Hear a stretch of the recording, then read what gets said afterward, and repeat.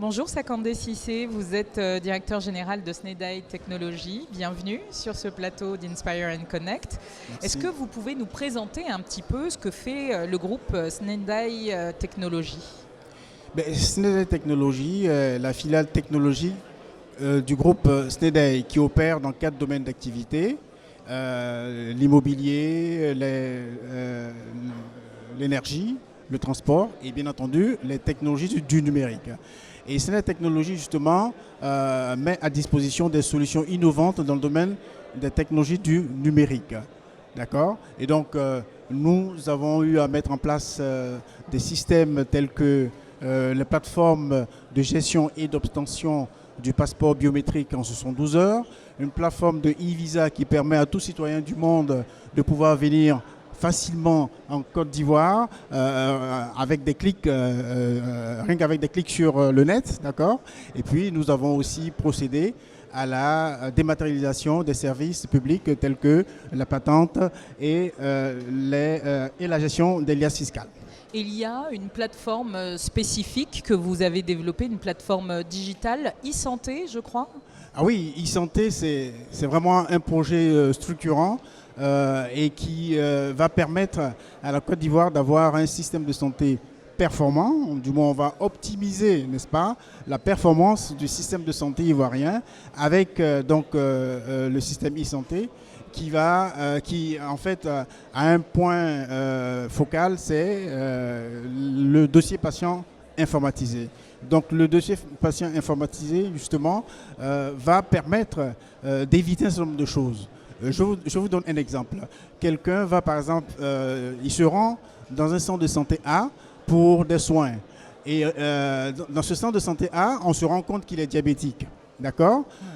Mais s'il se rend dans un autre centre de santé B, par exemple, on n'a aucune information sur lui. Et si par malheur c'est en urgence, par manque d'information, les professionnels de santé peuvent lui administrer une solution médicamenteuse glucosée qui va malheureusement l'achever, donc il y aura un décès.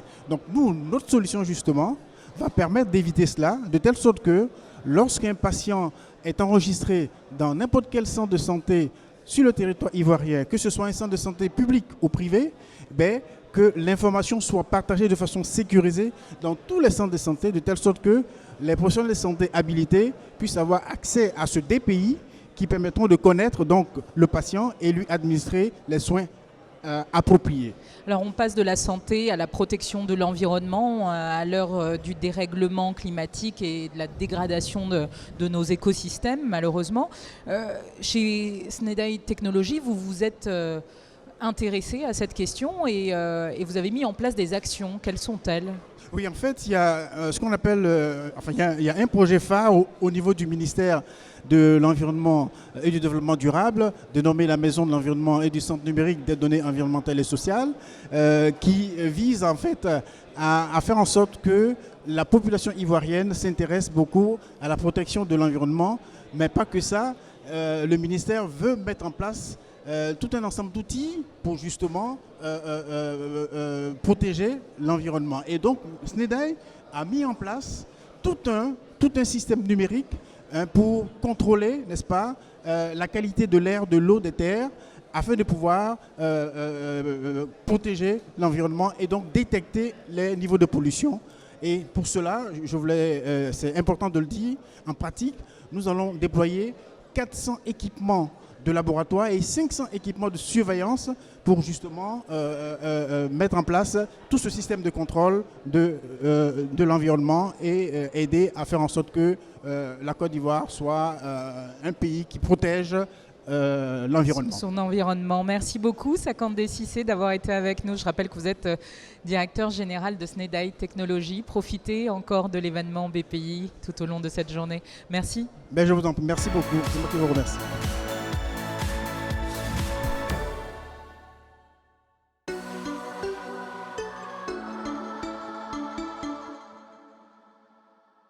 Bonjour Philippe Ardouin, vous êtes le président de Emo France, spécialiste de la conception et de la fabrication d'équipements de traitement des boues, des eaux usées et des boues d'eau potable.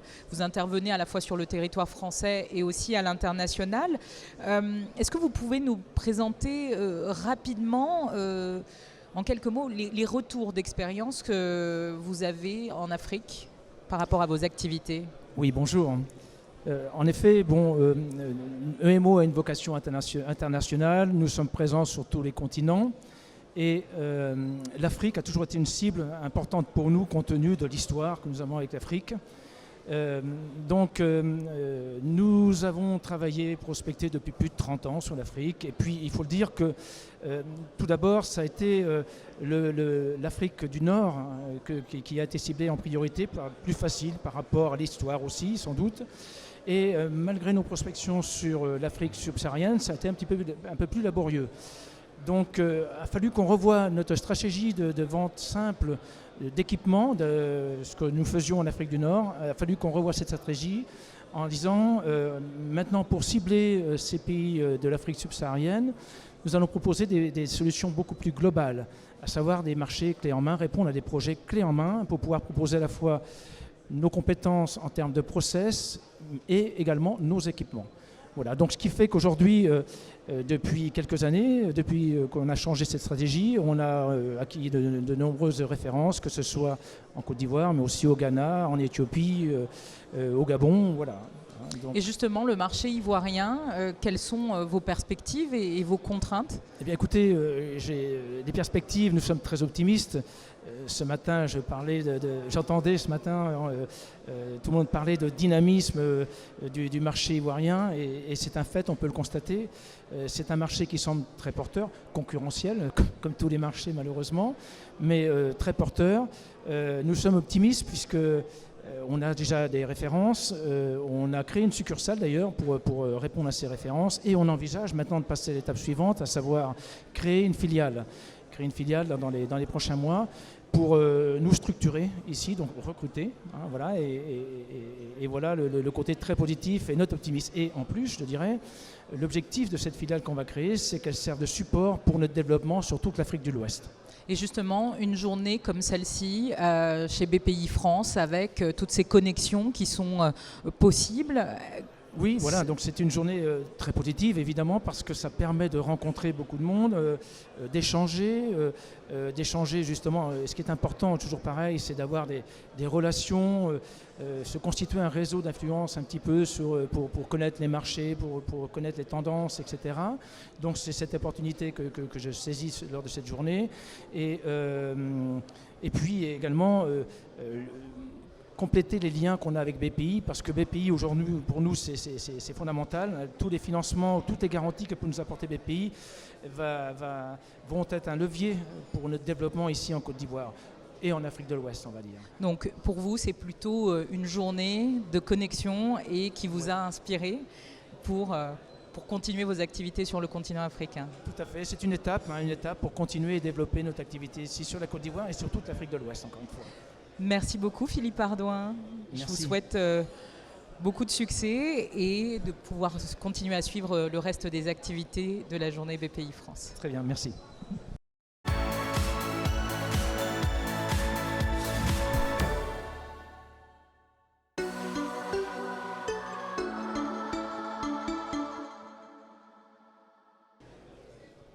Bonjour Pedro Novo, vous êtes directeur exécutif en charge de l'export chez BPI France. Bonjour. Merci d'être avec nous. Et Wilfried Loriano Dorego, le coordonnateur du CPA que l'on retrouve. Bonjour. Est-ce que vous pouvez nous rappeler très rapidement quel est le rôle du CPA et quel rôle le CPA a avec l'entrepreneuriat? Alors, le CPA a été créé en 2017 par le président Emmanuel Macron avec comme volonté d'embarquer finalement la société civile dans le renouvellement du partenariat entre l'Afrique et la France. Mais un renouvellement de ce partenariat avec un focus sur l'entrepreneuriat. En tout cas, les secteurs porteurs d'avenir. Et l'entrepreneuriat fait partie. Et donc, il a annoncé ça au sommet de Ouaga. Il a reçu lui-même la diaspora africaine à l'Élysée, je crois que c'était en 2019. Et en ce moment-là, il a confié mandat au CPA de lui faire des propositions concrètes pour l'accompagnement, le dynamisme de l'entrepreneuriat de la diaspora. En réalité, il a utilisé la diaspora comme passerelle entre la France et l'Afrique. Cet entrepreneuriat, Pedro Novo, il est au cœur de cet événement de BPI. Pourquoi ? Nous sommes la banque des entrepreneurs en France et donc nous les accompagnons dans toutes leurs phases. Donc nous sommes passionnés d'entrepreneurs, de chefs d'entreprise, de créateurs, d'innovateurs. C'est notre vie, c'est notre ciment, c'est ce qui nous fait notre ADN. Et donc nous avons rejoint naturellement nos ambitions, nos actions à travers des projets concrets et nous avons ensemble promu le Pass Africa par exemple pour célébrer les entrepreneurs qui font de la France et de l'Afrique une priorité, y compris des TPE, des PME, des hommes et des femmes qui portent un projet différent et qu'il ne faut plus céder. Et justement, le Pass Africa, c'est une des ambitions réalisées au cœur du CPA. Absolument. Donc nous avons, pour donner corps à cette mission que le président nous a confiée, nous avons, comme je l'ai dit évoqué tout à l'heure, fait un tour de France de l'entrepreneuriat, conçu avec BPI et une trentaine de partenaires, un programme d'accompagnement très innovant pour accompagner, mettre en réseau et financer des entrepreneurs qu'on a identifiés. Il y a une première vague d'une vingtaine d'entrepreneurs qui sont en cours d'accompagnement. Il y a la deuxième vague qui va arriver juste pour le sommet qui va avoir lieu maintenant en octobre. Juste avant qu'on en vienne justement à ce sommet qui va arriver, cet événement BPI France, il est unique, il est exceptionnel en son genre ici en Côte d'Ivoire, en plus une première en Côte d'Ivoire. Sur la scène Inspire, ont défilé ce matin des personnalités inspirantes, inspirées et connectées. C'est ça l'avenir de la relation entre la France et le continent africain ? Vous l'avez dit mieux que je ne le dirais, c'est exactement ça. Il faut savoir établir de la confiance, il faut savoir créer du déséquilibre avant. Et notre accompagnement à nous, il vise à réunir des entreprises entre eux pour construire ensemble. Ce que nous voyons aujourd'hui dans cette effervescence, c'est des hommes et des femmes qui se retrouvent d'abord, qui ont le plaisir de se retrouver physiquement. Et ensuite, qui se voient concrètement l'un et l'autre pour savoir qu'est-ce qu'on peut faire ensemble, quel projet on peut faire ensemble. Vous venez ici en Côte d'Ivoire, j'ai envie de travailler avec vous. Et inversement, je viens en Côte d'Ivoire vous rencontrer, construisons des projets ensemble. Et bien tout ça, c'est BPI France, c'est big, ce que nous faisons cette année le 7 octobre. Je vous donne rendez-vous avec Wilfried pour l'épisode du 7 octobre à Paris à l'Accor Arena, qui est une date qui est intégrée au sommet pour les entrepreneurs que le président de la République a voulu, les 8 et les 9 octobre à Montpellier. Une étape préalable se passera à Paris dans le cadre du big avec une très importante page africaine. Et avec Wilfried, nous y révélerons et mettrons à l'honneur la deuxième vague des lauréats du Pass Africa que nous présenterons au grand public à cette occasion. Wilfried, un dernier mot sur cet événement aujourd'hui auquel on assiste et qui semble déjà rencontrer un réel succès chez les entrepreneurs qui sont... Absolument. Alors, je pense que cet événement vient finalement conforter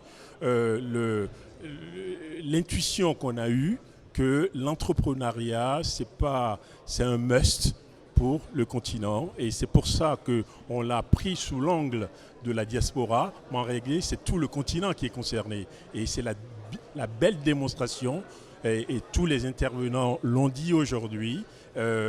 Et vivre cet événement-là permet de voir les connexions qui se nouent.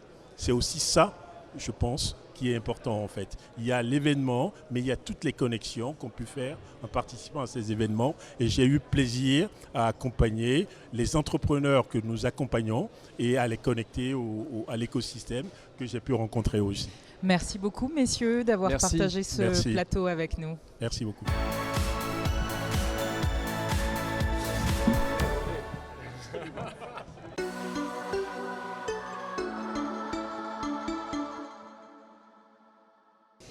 Isabelle Bébéard, directrice des affaires internationales et européennes de BPI France. Merci de nous avoir rejoints sur ce plateau et vous êtes accompagnée par Stéphane Akaangui, directeur exécutif de la CGECI. Vous nous avez rejoints sur ce plateau très rapidement. La journée est intense. Elle est plutôt enthousiasmante en écoutant les différents participants. Qu'est-ce que vous en pensez ? C'est vrai que c'est une journée enthousiasmante et qui réussit à faire plein de choses, et en particulier une chose, nous, auquel on tient et sur lequel on travaille depuis des années, ce sont des connexions. Et c'est des connexions entre entrepreneurs africains, français. Ce sont des coopérations, c'est la vie d'un écosystème qui se rencontre, qui échange et qui peut travailler ensemble. La Côte d'Ivoire est le pays hôte de cet événement, une première. Oui, c'est une première. Nous sommes en collaboration avec BPI. La CGC est l'organisation patronale la plus représentative du secteur privé. Nous avons plus de 3500 membres. Et si vous voulez, notre stratégie depuis ces derniers temps, à côté du plaidoyer, c'est de faire en sorte de connecter ces membres entre eux et avec d'autres entreprises venues d'ailleurs pour que leurs affaires puissent se développer. Alors Isabelle Bébéard, est-ce que vous pouvez nous parler un petit peu de la politique d'accompagnement de BPI France à l'international justement? Quels sont les dispositifs et les mécanismes qui sont mis en place? Alors, on a plusieurs dispositifs. Alors, bien sûr, on a nos outils classiques d'accompagnement et de financement des entreprises françaises. On investit dans les entreprises, on prend des parts au capital pour justement accompagner leur développement à l'international. On a des prêts qui sont dédiés à l'international et on gère pour le compte de l'État l'assurance export avec BPI France Assurance Export. Donc on a tout un tas d'outils. On a aussi des outils qui sont très spécialisés comme le crédit export. Donc on prête de l'argent à des entreprises ou des institutions publiques, privées qui achètent du matériel ou des services français. Et c'est vrai que l'Afrique fait au moins 80% et représente au moins 80% de notre deal flow. Donc l'Afrique est un continent très important pour nous. Et puis on investit aussi dans des fonds d'investissement africains avec notre véhicule Averroès. Et en investissant dans des fonds africains, on investit bien sûr dans des startups, des PME, des ETI africaines. Et ce qu'on cherche à faire, au-delà bien sûr de la performance financière qui est importante, c'est vraiment, encore une fois, de connecter les entrepreneurs français, les entrepreneurs africains. Et on est vraiment convaincus que c'est du gagnant-gagnant des deux côtés et voilà, et qu'il faut absolument que les entrepreneurs français s'intéressent à l'Afrique et réciproquement. Alors justement, à la CGECI, à titre de comparaison, comment est-ce que vous accompagnez à la fois vos membres à l'international? Quels sont les dispositifs que vous mettez en place pour qu'ils puissent se développer? Alors nous ne sommes pas une banque, nous sommes avant tout un syndicat. Donc le premier dispositif, c'est le plaidoyer. Et dans ce sens-là, nous faisons beaucoup d'actions pour que les règles communautaires dans la sous-région soient avantageuses. Donc ça, c'est un champ sur lequel nous sommes très actifs. Et à côté, comme BPI, nous apportons un service aux entreprises et pas uniquement à nos membres. C'est important de le dire. Mais alors là, on est dans des services en matière d'information commerciale, de recherche de débouchés, de marché extérieur et de plus en plus, comme je le disais, de recherche de partenaires internationaux. Alors des partenariats et des connexions, c'est aussi le but de cette journée. Et est-ce que vous pouvez nous dire quelques mots rapidement sur le forum Afrique de l'Ouest-Europe ? Oui, alors c'est un forum que nous allons organiser en fin d'année grâce à un appui de l'Union européenne. Donc l'ambition, avec l'aide notamment de BPI, on va travailler ensemble, notamment sur un outil qu'ils ont, qui va nous permettre d'animer une communauté d'hommes d'affaires. Et l'idée, à travers cette communauté, ce sera d'identifier un peu un certain nombre d'entreprises d'Afrique de l'Ouest. Encore une fois, ce n'est pas centré sur la Côte d'Ivoire, et d'entreprises européennes, et essayer, comme BPI a fait aujourd'hui, de les connecter pour qu'elles puissent se développer plus tard. Un très beau succès cette journée déjà, on peut le dire, puisque les retours des participants sont déjà très positifs. Très rapidement, Isabelle Bébéard, un dernier mot pour conclure. Oui, je voulais juste dire quelques mots sur la plateforme sur laquelle on peut créer ce type de communauté. C'est notre plateforme Euroquity. Donc c'est une plateforme digitale qui a été créée il y a déjà de nombreuses années, 2008. Il y a 17 000 inscrits, entreprises, fonds d'investissement qui sont inscrits. Et l'objectif, c'est de connecter tous les inscrits, toutes les entreprises et ces fonds d'investissement en France, en Europe. On est très présent en Europe et maintenant en Afrique. On se développe énormément en Afrique et on souhaite bien sûr le faire en Côte d'Ivoire et avec notre partenaire CGECI. Merci beaucoup à vous deux, Isabelle Bévéard et Stéphane Akaangui, d'avoir été présents avec nous sur ce plateau d'Inspire and Connect. Merci à beaucoup. vous et Bonne merci fin de journée. Stéphane. Allez.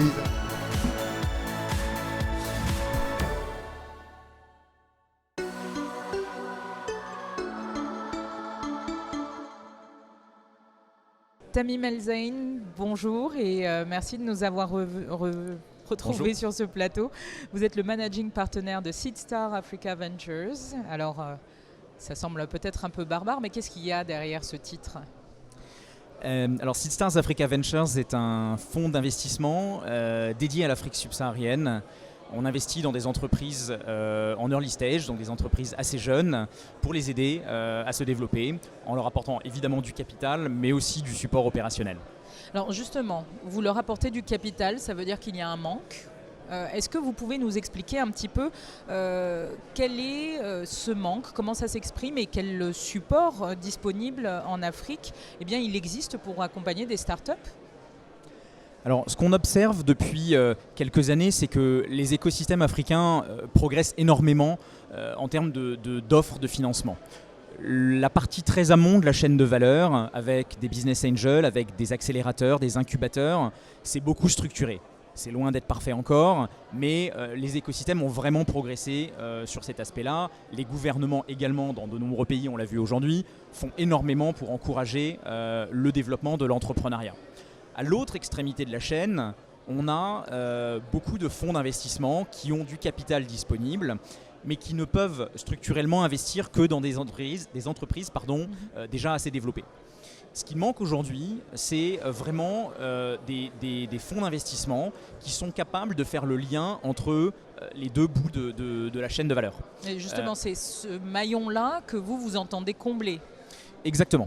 Pour illustrer le propos, 2021 est une année exceptionnelle en termes d'investissement dans les startups. Il y a eu 800 millions qui ont été investis jusqu'au mois d'avril dans 220 startups. Le problème, c'est que 80% de ce volume est allé dans 20 des 220 startups qui ont été financées. Et pour quelle raison ? Le problème, c'est que l'écosystème en fait, plus amont a besoin justement d'être structuré, a besoin d'avoir des fonds d'investissement comme Seedstars Africa Ventures et d'autres qui sont en train d'émerger, justement pour faire combler le trou dans la raquette. Alors, on voit qu'il y a une énergie qui se dégage de cette journée BPI France Inspire and Connect, des partenariats, dont par exemple le vôtre, le partenariat avec Vivatech. C'est l'occasion justement de nouer aussi aujourd'hui des connexions avec d'autres partenaires africains, d'autres investisseurs, d'autres acteurs. Non, absolument. Ce qui est très intéressant, c'est que de plus en plus d'acteurs internationaux s'intéressent à l'innovation africaine. La raison pour laquelle on s'est associé à Vivatech cette année, c'est justement pour faire briller encore davantage l'innovation du continent dans des écosystèmes internationaux, exposer des entrepreneurs brillants du continent à des investisseurs étrangers. Et donc c'est vraiment l'objet de ce partenariat qu'on a construit avec Vivatech. Évidemment, cet événement BPI France aujourd'hui à Abidjan est hyper intéressant parce que ça nous permet aussi de continuer à faire rayonner l'entrepreneuriat africain. Merci beaucoup Tamim El-Zain d'avoir été avec nous. Merci à vous.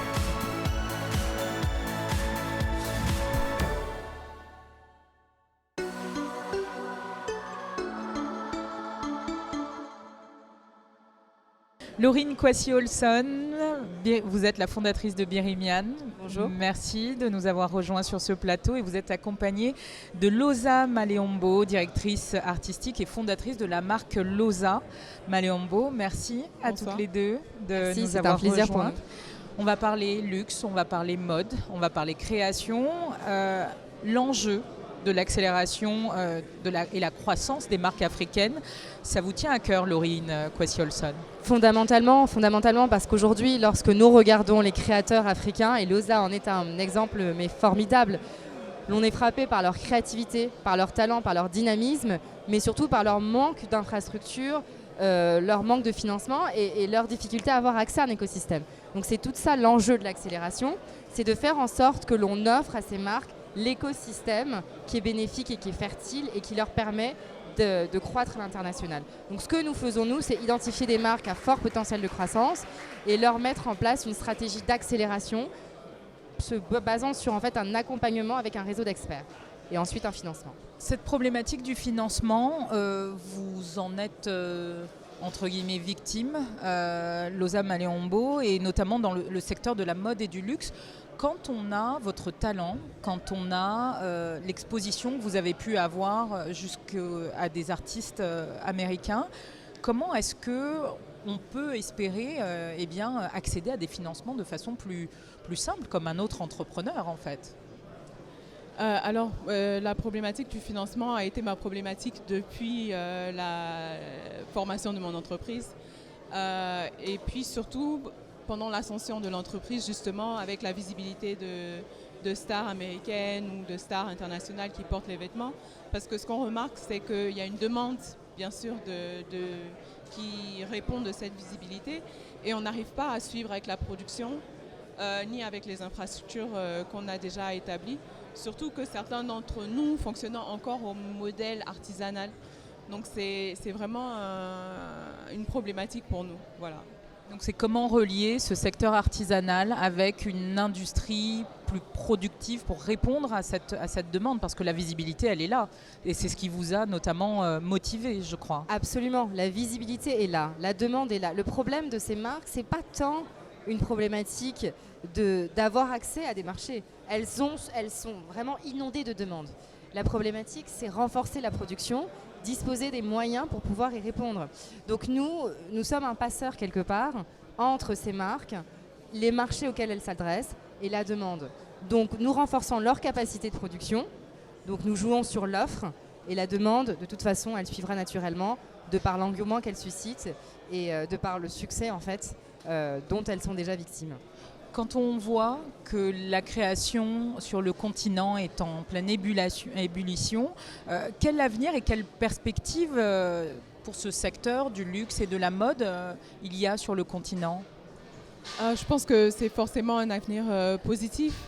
Je pense que la problématique aujourd'hui serait de ne pas reproduire le modèle international, mais d'avoir la possibilité justement de créer un modèle qui nous sera propre et qui répondra à nos besoins, qui saura valoriser l'artisanat ou l'héritage africain, mais tout en restant accessible au marché international.